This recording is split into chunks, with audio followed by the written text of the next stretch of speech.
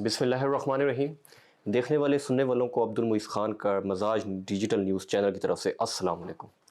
आज नाजरीन मैं आपको बताता चलूँ, आज जो गेस्ट हमारे साथ ऑनरेबल गेस्ट जो हमारे साथ मौजूद हैं वो पाकिस्तान के उनका जो ताल्लुक़ है प्रोफेशन, बेसिकली जिस प्रोफेशन से उनका ताल्लुक़ है वो है the profession of lords. He is a lawyer और ये पाकिस्तान की हिस्ट्री में पहली बार एक ऐसे लॉयर हैं जिन्होंने नीचे की आपकी लोअर कोर्ट से लेकर डिस्ट्रिक्ट कोर्ट से लेकर सुप्रीम कोर्ट बार तक जो जितनी हमारी इसके दरमियान में जितनी हमारी लॉयर्स बॉडीज़ आती हैं उन सबको लीड किया है और लॉयर्स के वेलफेयर के लिए और उनके मसले मसाइल को हल करने के लिए पूरी पूरी जद्दोजहद की है। आज हमारे साथ मौजूद है हारून रशीद साहब, president Supreme Court Bar association. Sir अस्सलाम वालेकुम। सर कैसे हैं आप? ठीक है थैंक यू।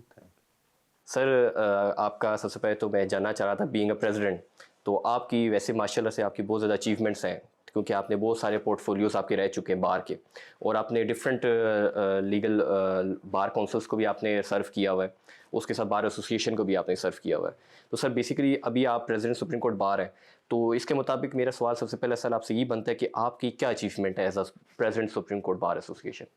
देखिए, अचीवमेंट्स तो ये है कि हमें यही देखना होता है कि वकला की वेलफेयर किस तरह हो, और इसीलिए बार में इलेक्शन लड़ते हैं ताकि बार में जो वकला फेस कर रहे हैं, जो भी प्रॉब्लम्स हैं या अदरवाइज़ उनकी डेवलपमेंट के लिए, उनकी वेलफेयर के लिए जो भी काम हो, हमारा एजेंडा सिर्फ यही होता है कि उनको फैसिलिटेट किया जाए।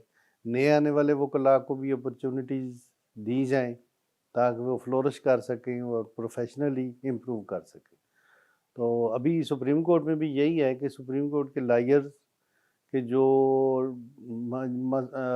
फॉर एग्ज़ाम्पल हमारा जो हाउसिंग प्रोजेक्ट है वो 2016 से शुरू है और अभी जाके उसकी फाइनलाइजेशन ये हुई है कि वहाँ पे डेवलपमेंट प्रोजेक्ट्स पे हो रही हैं और डेवलपमेंट हो रही है और रेगुलरली हो रही है।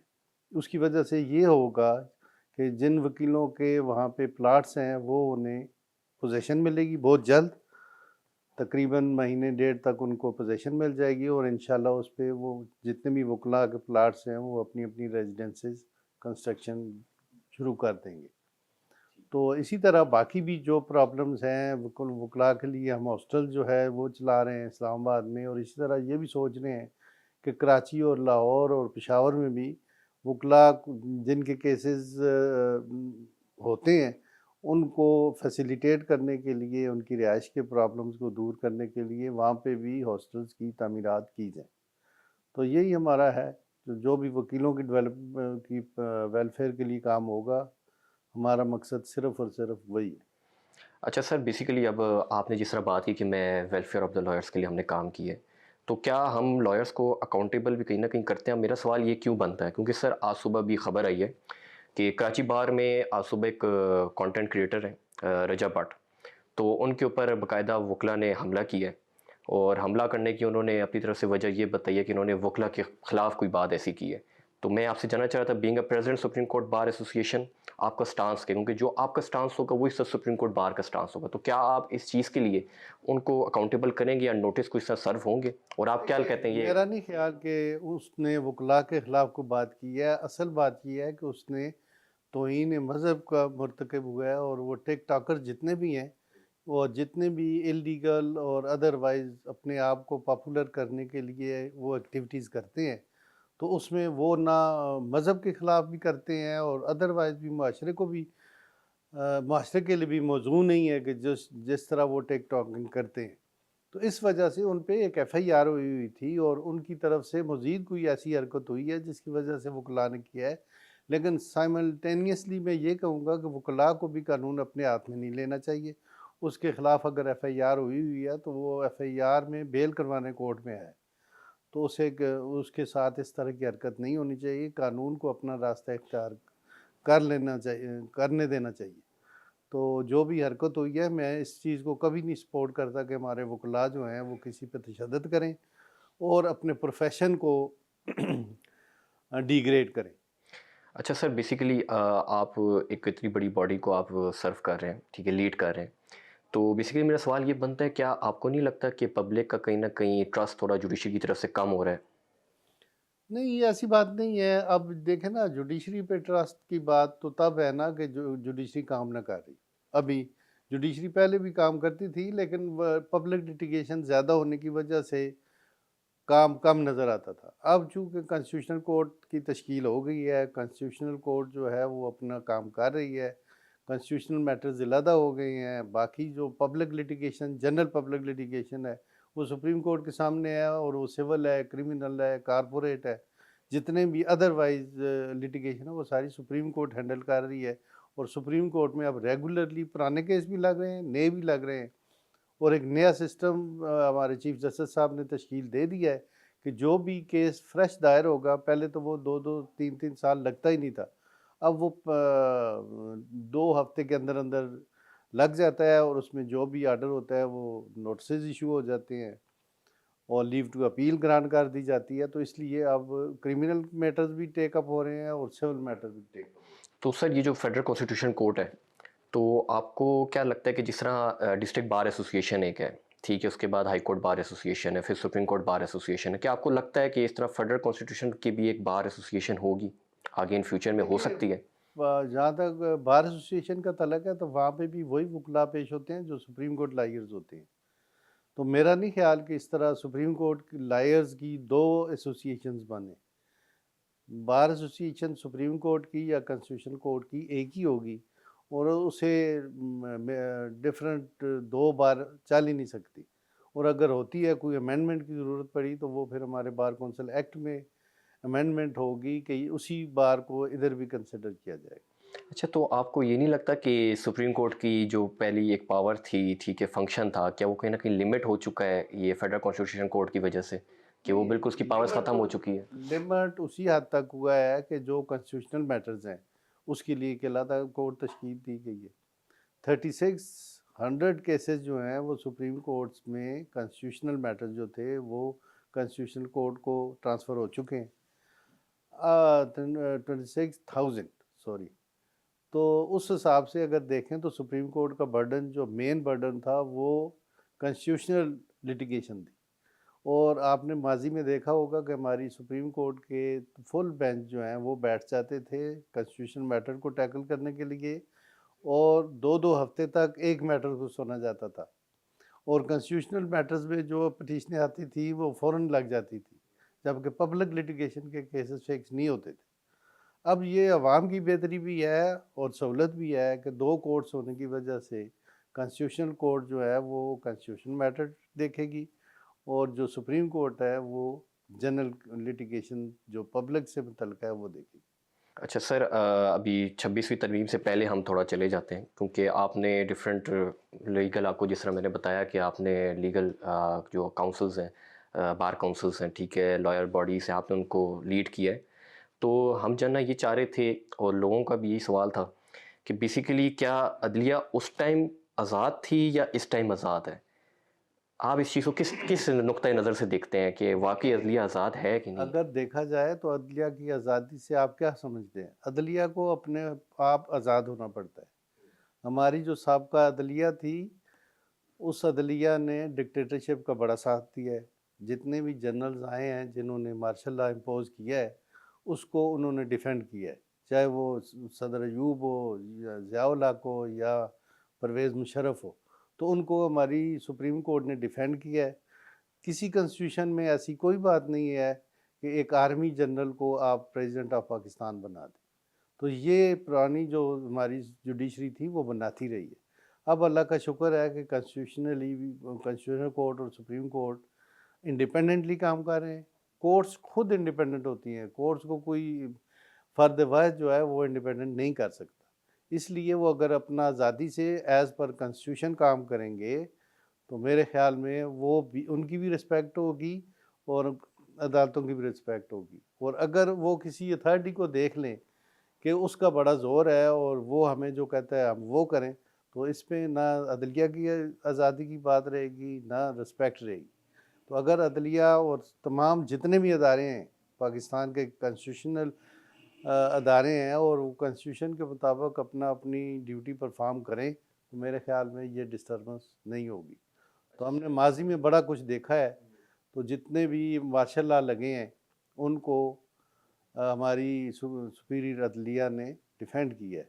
और परवेज़ मुशर्रफ के केस में तो उन्होंने ये भी लिखा था कि आप आइन भी अमेंड कर सकते हो, आप चीफ एग्जीक्यूटिव हो और आपने जो सिविलियन गवर्नमेंट जो है, इलेक्टेड गवर्नमेंट है, उसको टेक ओवर जो किया है, ये बिल्कुल ठीक किया है। तो अगर हमारी जुडिशरी ऐसी होगी तो फिर जुडिशरी आज़ाद नहीं। अच्छा सर, तो आपको क्या लगता है कि पहले की अपॉइंटमेंट्स ऑफ जजेस सही होती थी, क्या अब की जो अपॉइंटमेंट ऑफ जजेस है क्या वो सही होंगी? मतलब इरिस्पेक्टिव ऑफ, आप कह दें कि अब लेट सपोज किसी बंदे का अगर नाम पहले आया है तो मतलब वो पहले कौन सजेस्ट करता था, उनकी इंक्वायरी किस तरह से होती थी, और अब का क्या है जब 27वीं तरमीम हुई है, 26वीं तरमीम हुई है, अब किस तरह से आप इसको देखते सबसे हैं? पहले जो 19th अमेंडमेंट है, उससे पहले जो एलिवेशन होती थी वो बिल्कुल सही होती थी, इसलिए कि वो वहाँ पे प्रोवेंशली गवर्नर रिकमेंड करते थे, फिर वो चीफ जस्टिस के पास नाम आते थे और चीफ जस्टिस से प्रेसिडेंट को जाते थे, और उसमें गवर्नर जो हैं उनका इख्तियार था कि किसी भी नाम को रिकमेंड करें या किसी को न करें, ये उनका इख्तियार था। तो जो लोग डिज़र्व करते थे वो एलिवेट हो जाते थे, और इसी तरह फिर चीफ जस्टिस के पास इख्तियार था कि वो किसी नाम को रिकमेंड करे या न करे। फिर लास्ट प्रेसिडेंट के पास ये इख्तियार था कि प्रेसिडेंट भी किसी नाम को रिकमेंड करे या किसी को ना करे। लेकिन वो सिस्टम आगे 19th अमेंडमेंट में चेंज हुआ कि चीफ जस्टिस ने अपना इख्तियार सारा, यानी कि एक किस्म का डंडे के ज़ोर पे कि मैं एक बड़ा चीफ जस्टिस हूँ, और उसने अमेंडमेंट ज़बरदस्ती करवाई, और जिस वजह से एलिवेशन जो हुई जजेस की वो अपने अपने रिश्तेदारों से, अपने अपने दोस्तों को किया गया, अपने अपने चेम्बर से किए गए। तो उस वजह से जुडिशरी की तबाही 19th अमेंडमेंट है। अब जो अमेंडमेंट्स हुई हैं उसमें तो ठीक है, पॉलिटिकल पार्टीज़ की रिकमेंडेशन पे आते हैं, लेकिन जो एलिवेशन होती है वो मेरिट पे होती है, वो वोट्स के ज़रिए होती है। जो जुडिशल कमीशन है उसमें जिसकी वोट ज़्यादा होते हैं वो एलिवेट हो जाता है। ये तो एक प्रोसेस हो गया। तो अब जो भी आएगा जजेस, तो मेरे ख्याल में मेरिट पे अगर करेंगे, या चाहे वो जो भी होगा वो लायर ही होगा, और अगर वो मेरिट पे हो, ऊपर से जेन्युइनली प्रोफेशनल हो, तो उन लोगों को जजेस होना चाहिए, एलिवेट होना चाहिए। अच्छा सर, लेट सपोज एक जज अपॉइंट हुआ है, जिस तरह हम जस्टिस तारिक जंगीरी के ऊपर हम बात कर देते हैं कि अभी हाल ही में उनके खिलाफ फैसला आया और उनकी जो डिग्री थी वो जाली थी। तो सवाल यहाँ पर ये बनता है, क्या उस टाइम हमारा जुडिशरी का मैकेनिज़्म इतना कमज़ोर था कि हमने उस टाइम ये चेक नहीं किया कि इनकी डिग्री वेरीफाइड है या नहीं है, या अब का आप कहते हैं कि मैकेनिज़्म कुछ ज़्यादा ही कमज़ोर हो चुका है? नहीं, पहले ये था कि पहले चेकअप होता ही नहीं था। ये चेकअप अब 4-5 साल से शुरू हुआ है। मैं इस्लामाबाद बार कौंसिल में जब वाइस चेयरमैन था, तो हमने जब वकला की डिग्रियों को वेरीफाई करवाया था। उस वक्त भी 2 जो लोग जो थे उनकी डिग्रियां फेक थी, और उनको हमने टर्मिनेट कर दिया था। इसीलिए बाद में भी होते रहे हैं, पंजाब में भी होते रहे हैं, सिंध से भी होते रहे हैं। काफ़ी वकला ऐसे थे जिनकी डिग्रियां फेक थी। लेकिन जहांगीर साहब की आप बात करते हैं तो वो तो हमारे साथ रहे हैं, तो हमें तो ज़ाहिर है ये तो अदारों उनकी यूनिवर्सिटी को पता होगा या जहांगीरी साहब को पता होगा। इसलिए कि जब ये अगर हम सारे क्लास फेलो जब होते हैं तो मुझे दूसरे का नहीं पता होता, इसी तरह ये कोई बताने वाली बात तो होती नहीं है। तो अगर अब ये हुआ है, ये डेवलपमेंट हुई है कि उनकी डिग्रियां फेक हुई हैं, तो ये रिकॉर्ड पे बेस है, इसमें मैं कोई अपनी पर्सनल ओपिनियन देने के उसमें नहीं हूँ। तो आपको नहीं लगता कि इस बार जो फैसला आया है इस्लामाबाद हाई कोर्ट बार का, क्या वो कोई जल्दबाजी में किया गया है, और क्या वाकई इस्लामाबाद हाई कोर्ट क्या एक जज जो है किसी जज को इस तरह रिमूव कर सकता है? नहीं, जज तो ज़ाहिर है वो एक केस मैटर टेक अप हुआ है तो हाई कोर्ट ने कर दिया है। हाई कोर्ट बार का फैसला तो नहीं है, ये तो हाई कोर्ट का फैसला है। तो अब उसको चैलेंज होना है, चैलेंज हो गया है। अब अगर देखेंगे उसमें जो नेक्स्ट कोर्ट है कॉन्स्टिट्यूशनल कोर्ट, वो देखेगी अगर इसमें कोई लीगैलिटी या इलीगैलिटी है तो वो फिर दोबारा आर्गूमेंट्स हो जाएंगे। ठीक है। अच्छा सर, आपको क्या लगता है कि जिस तरह भी इमरान खान के हम केस पे आ जाते हैं, तो इमरान खान का जो केस है अभी जेल ट्रायल हो रहा है, क्या आपको क्या लगता है, क्या ये जेल जेल ट्रायल होना चाहिए? और अगर होना चाहिए तो मतलब फिर बाकियों के साथ हम क्या दो अमली नहीं आ रही है यहाँ पर? ये कोई नई बात तो नहीं है। जेल में तो हमेशा ट्रायल होते रहते हैं। जो भी ऐसे कॉन्विक्ट या जो ऐसे मुलजमान होते हैं जो पब्लिकली एक्सपोज नहीं हो सकते या पब्लिक में डिस्टर्बेंस होती है, तो उसकी वजह से जेल ट्रायल ही होते हैं। टेररिज्म के केसेस में होती है और मर्डर केसेस में होती है, बाकी पॉलिटिकल मैटर्स में होती है। ये तो कोई नई बात नहीं है। अच्छा सर, कुछ अनासर हमारे ये भी कहते हैं कि जो 26वीं तरमीम आई है, ये बेसिकली सीनियरिटी को ख़त्म करने के लिए ही है, और सिर्फ ये उसी टाइम क्यों आई कि जब एक सीनियर मोस्ट जज जो था चीफ जस्टिस बनने लगा था। तो इस पे आपका क्या स्टांस है, आप क्या समझते हैं इस चीज़ को, किस किस नज़र से अमेंडमेंट का देखते कोई टाइम फ्रेम तो होता नहीं है। जिस वक्त जो गवर्नमेंट आई हुई है, पार्लियामेंट में उसकी मेजॉरिटी है और वक्त की ज़रूरत होती है, तो वो अमेंडमेंट करने में तो ये तो कोई हरज नहीं है। अब उन्होंने समझा है कि सिस्टम इस तरह होना चाहिए, तो उन्होंने अमेंड कर दिया कॉन्स्टिट्यूशन को। इसमें टाइम वाली तो कोई बात नहीं है। जिसकी मेजॉरिटी होती है वो आइन में अमेंडमेंट्स करते रहते हैं। हैं? अच्छा, आपको क्या लगता है कि जुडिशरी में पॉलिटिकल व्यूज़ होने चाहिए, मतलब कि पॉलिटिकल एफिलिएशन या आपकी कहीं ना कहीं जुडिशरी का बायसनेस? तो कोई काम ही नहीं है कि किसी किस्म की पॉलिटिक्स में हिस्सा ले। ये जो आज अगर जुडिशरी सफ़र कर रही है अब तक, ठीक है, तो ये जजेस का पॉलिटिकली इन्फ्लुएंस होने की वजह से हुई है। अगर मंसूर शाह और अतर मिनुल्लाह ये जजमेंट ना देते कि ये एक पार्टी भी है और ये उसका इंतखाबी निशान भी है और उसे सीटें भी मिलें, और जो पार्टी उनके सामने पार्टी ही नहीं है केस में, ना उसकी कोई प्रेयर है, ना उसकी लीगल कोई राइट है, तो अगर ऐसे जजेस ऐसे फैसले करेंगे तो फिर पार्लियामेंट को मजबूरी होती है कि वो लॉ को अमेंड करे, आइन को अमेंड करे। अच्छा सर, सबसे आखिरी सवाल अब आपसे हम पूछते हैं कि आप, क्योंकि आप सबसे बड़े, आप सेक्रेटरी से लेकर आप सदर तक रहे, उसके बाद इस्लामाबाद बार कौंसिल के भी वाइस चेयरमैन रहे, उसके बाद पाकिस्तान बार कौंसिल के भी वाइस चेयरमैन रहे, और आपने डिफरेंट प्लेटफॉर्म्स में लॉयर्स के राइट्स के लिए, उनके वेलफेयर के लिए हमेशा काम किया। तो आपको क्या लगता है कि जो जूनियर लॉयर्स हैं उनके लिए क्या मुश्किलात हैं? कोई मुश्किलात नहीं है। हम जब थे तो जब नए आए थे तो उस वक्त हम भी समझते थे बड़ी मुश्किल है, लेकिन कंटिन्यूसली जो लोग प्रोफेशन में इंटरेस्ट लेते हैं, अपने केसेस में इंटरेस्ट लेते हैं और सीनियर के साथ अच्छे चैम्बर्स के साथ को ज्वाइन करते हैं, उनके साथ पेश होते हैं, प्रोसीजर सीखते हैं, कोड कंडक्ट देखते हैं और एथिक्स देखते हैं, तो वो लोग कामयाब हैं और वो जज भी बनते हैं और वो उनकी वकालत भी बड़ी अच्छी होती है। सर बहुत बहुत शुक्रिया, कि it's an honour to have you at our Majaz digital news channel. तो हमें बड़ा अच्छा लगा सर, आपके साथ हमने बड़े मुश्किल सवाल किए और आपने माशाल्लाह से बड़ा अच्छे तरीके से उसको टैकल किया है। तो आपका बड़ा शुक्रिया सर, आप आज आए हैं हमारे पास, ठीक है, और हम लोग हमें मौका मिला है आपके साथ ज़रा डिफरेंट पहलुओं पे हमने आपके साथ बातचीत की है। तो नाजरीन, इसी के साथ नाजरीन, मजाज न्यूज़ चैनल को, अब्दुल मुईज़ ख़ान को अस्सलाम वालेकुम, अल्लाह हाफ़िज़।